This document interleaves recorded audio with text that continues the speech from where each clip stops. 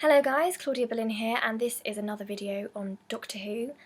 This video was actually suggested to me in the comments section of my last video, so thank you very much for everyone who commented with their ideas. There were loads of really good ones and ideas that I'm going to use in the future, definitely. But this one is going to be all about the Doctor and his companions. I'm only talking New Who because, as usual, I'm talking about the Moffat era and how I think it contrasts with the Russell T Davies era, and why I actually think it's a huge step backwards for Whovians everywhere.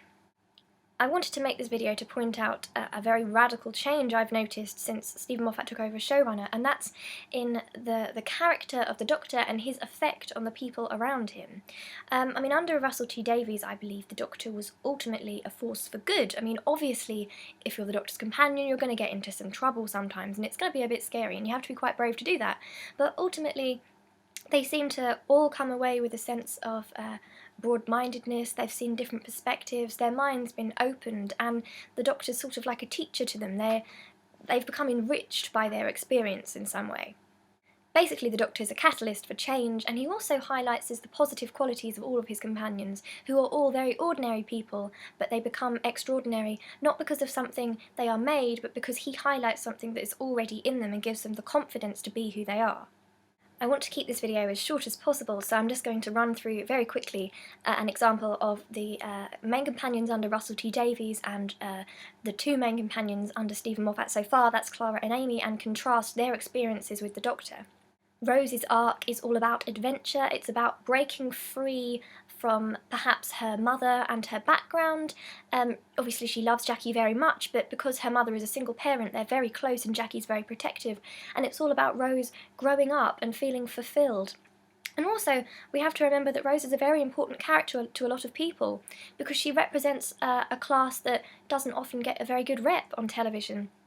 Rose lives in a council estate, she doesn't have very much money, her mum clearly doesn't earn very much either, and I think what we learn from Rose as a viewer is that the worth of a person is not in their material possessions or where they come from. Any person from any walk of life can be a hero.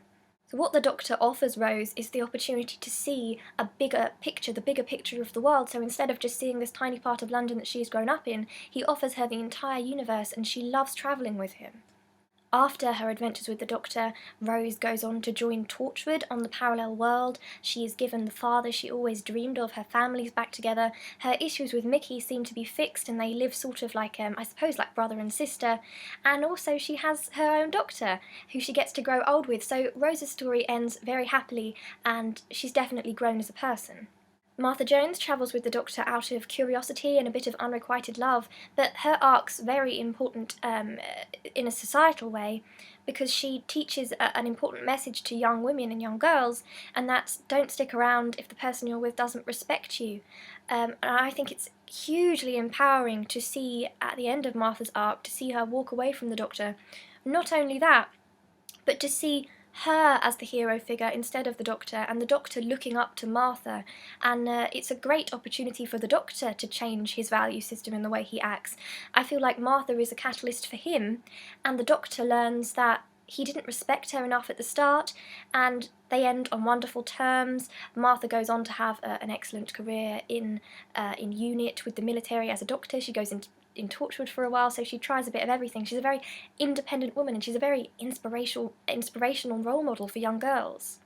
I'll get to this bit later when I talk about Amy and Clara, but this Doctor is a Doctor that, yes, Ten, a lot of people think Ten is a bit of an arsehole, and yeah, Ten can act like a bit of a dick sometimes, but I do think that the narrative calls Ten out on that, and I think the end of Martha's arc is very symbolic of that, because he learns the lesson instead of Martha. He realises he hasn't treated Martha with enough respect, and he aims to fix that. When Donna first starts travelling with the Doctor, she has major self-esteem issues. I think she's probably, well, obviously she suffered with the death of her father, she's taken that very hard, and her mother is quite emotionally abusive, and Sylvia often puts Donna down. So she feels like she hasn't achieved much, and also Donna is an older woman, which is another new take on the companion role for New Who. So she doesn't fit the usual companion mould, and it creates another really interesting dynamic, especially I think her relationship with the Doctor is something really special, the banter they have going, because she's not young and she won't take any of his bullshit, and I think that's quite beautiful.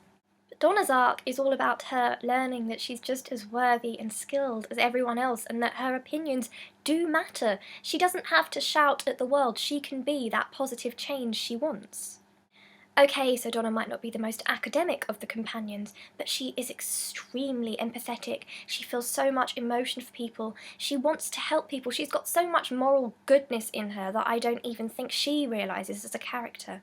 What's so beneficial to Donna about her travels with the Doctor is that she gets to see a bigger world and she gets to be in an environment with a person that respects her completely. The 10th Doctor completely sees Donna Noble as an equal, there's no question about that. Through travelling with the Doctor, Donna understands that she has the potential to be the most important woman in the whole of creation, no matter what society or her mother says. Unfortunately, Donna loses her memories of her time with the Doctor, which is something very sad, and it's not really a plot point I support, really. But she does still have a happy ending, and she has grown as a character. She seems to have a better relationship with her mother after the conversation that the Doctor had with Sylvia. She has a lovely husband, and also I love the touch that the Doctor goes back to her father and gives them that lottery ticket. So we assume that Donna's going to have a happy life, she's going to be well looked after, she's going to be loved, she's going to be respected, and that's all she's ever wanted. I think it's also important that I talk briefly about Captain Jack Harkness. Jack's a perfect example of the Doctor's positive influence on people's lives. When Jack first comes into Doctor Who, he's a con man, he commits crimes, but he gains empathy after meeting the Doctor and he starts to question himself. He clearly idolises the Doctor and he wants to help people too, and because of meeting the Doctor, he joins Torchwood and he treats his own Torchwood colleagues like his companions, so he becomes a hero figure because of his association with the Doctor. So the Doctor, as written by Russell T Davies, is a good and positive influence on the people he touches. To these people, he is a complete hero. He's an inspiration, he broadens minds, and most importantly, he appreciates the most ordinary of humans for their own unique personalities and skills and abilities. You don't have to be special for this Doctor to love you, you just have to be kind. And when I say this Doctor, I'm talking both 9 and 10. So that brings us to 11 and Amelia Pond, and this is where I think the character of the Doctor just goes completely wrong. To start with, the Doctor only chooses Amy as his companion because she intrigues him, because there's a crack in her bedroom wall as a child. When he drops into her garden and then breaks his promise to her and disappears again, he gives her these major trust issues. And also, we assume that Amy's got some mental health issues going on, because when she's younger she sees various psychiatrists, and there's a real sense of alienation with Amy, that she's been very lonely in her childhood. So she suffers all these years of hurt after meeting the Doctor for about 10 minutes, and she never gets an apology for it. I mean, think of what Amy goes through as a companion, and I think what Amy goes through is above and beyond what a companion should have to suffer. Stephen Moffat's mission statement for Doctor Who at the time was actually, how much of a bad time can you give Amy Pond, which is quite questionable in my opinion. If you think about the fact Amy is forced to give birth against her will, her baby's taken away from her, she's not given the time to grieve by the narrative, all of a sudden her baby's back, and it's been her best friend all along, and it's River, and she's a self-confessed psychopath, and this is a lot for a young woman to deal with, and yet Amy is not given any narrative time to deal with this.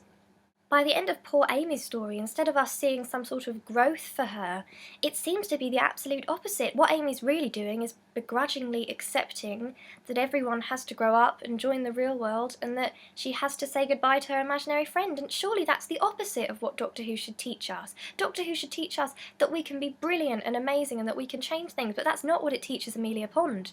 Amy ends up living in a time which is going to restrict her because of her gender, and that's just not right for Amy, who's a thoroughly modern adventuress.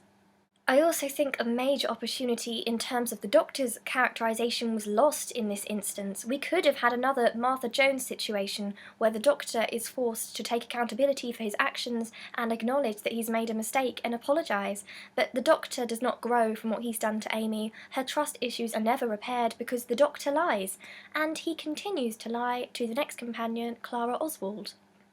Clara is probably our most relevant example of all because we've already had her for a little while and she's still our current companion. She'll be our companion with the 12th Doctor. But once again, like Amy, she is not chosen for her personality or what she has to offer the world. She is chosen because the Doctor meets her a couple of times in different time periods and he's interested to know who she is and what she is.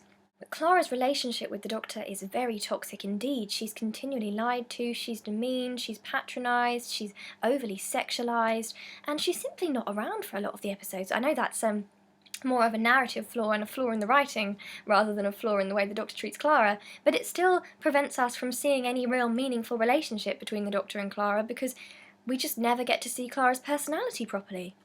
Now, we have no idea how Clara's story is going to end. We can only hope it's going to end happily. But so far, Clara, I think, has suffered enough. I mean, what is Clara truly getting out of this relationship with the Doctor? Where is that sense of true, honest, absolute, mutual, respectful friendship that we had under Russell T Davies with the Doctor and his companions with 9 and 10? Also, how is Clara growing as a person? Because Stephen Moffat doesn't seem to care about character development at all, we're not seeing that wonderful payoff at the end of each series where we see how the characters have grown and progressed. If we consider Clara's time with the Doctor so far, she travelled with him for a little while, she travelled with him on Wednesdays. Occasionally he actually scared her and she said that. I mean, he used to ask people questions about her behind her back. It was very unpleasant and uncomfortable to watch as a viewer because we care about Clara instinctively. She's our human.